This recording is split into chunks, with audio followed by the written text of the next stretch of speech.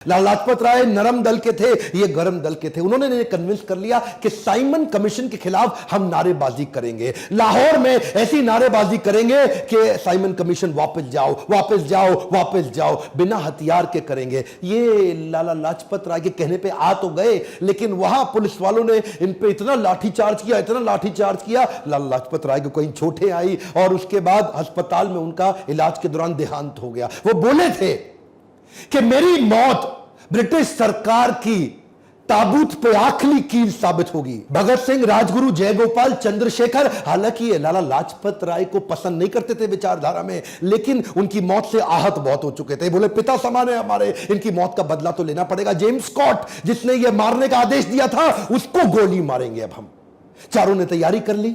वहां कोतवाली के सामने लाहौर में चारों ने अपनी अपनी जगह बना ली और स्कॉट के बाहर निकलने का थाने से इंतजार कर रहे थे कि गोली मार के भागेंगे। उसको गलती हो गई, स्कॉट की जगह डिप्टी सुपरिटेंडेंट ऑफ पुलिस उस समय सॉन्डर्स, वो बाइक से निकला और राजगुरु ने उस पर गोली चला दी।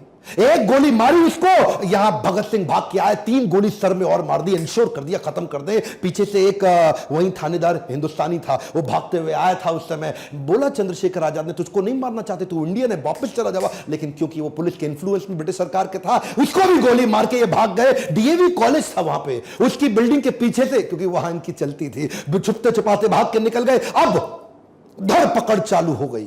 इन्होंने क्या किया, अगले दिन, अभी यहां रुके नहीं, अगले दिन पर्चे लेके लाल स्याही से लिख डाला, पूरे लाहौर पे चिपका डाला दीवारों पे कि हमने लाला लाजपत राय की मौत का बदला सॉन्डर्स को मार के उसकी हत्या करके ले लिया है। ये तो ब्रिटिश सरकार की बड़ी हार थी, उनका दिमाग अब हिल गया। अब उनकी बुद्धि चकरा गई कि भाई इनको पकड़ना है। ये लाहौर से निकलने वाले हर नौजवान पे नजर रखे हुए थे, ये किधर है, ये किधर है, इसको पकड़ना है। इन्होंने लाहौर से भागने की योजना बनाई। उस समय भगवती चरण वोरा की पत्नी दुर्गा भाभी, ये उनके पास गए राजगुरु और भगत सिंह, और उनको मना लिया कि वो इनकी पत्नी का रोल निभाए थोड़ी देर के लिए। और हालांकि सरदार थे, ये सिख थे, इन्होंने अपनी दाढ़ी मूछे काटी और पगड़ी हटाई, बाल काट लिए और बढ़िया सी हैट, अंग्रेजी पोशाक पहनी, ओवर पूरा फुल लेंथ सूट पहना, टाई लगा के अंग्रेजों की तरह, और दुर्गा भाभी को साथ में अपनी पत्नी, और वहां पे जाकर के रेलवे स्टेशन पे पहुंचे। अच्छा, राजगुरु को उन्होंने नौकर बनाया, उसको 2nd क्लास की स्लीपर टिकट दिलाई और खुद 1st क्लास एसी की टिकट ली, और वहां जाकर के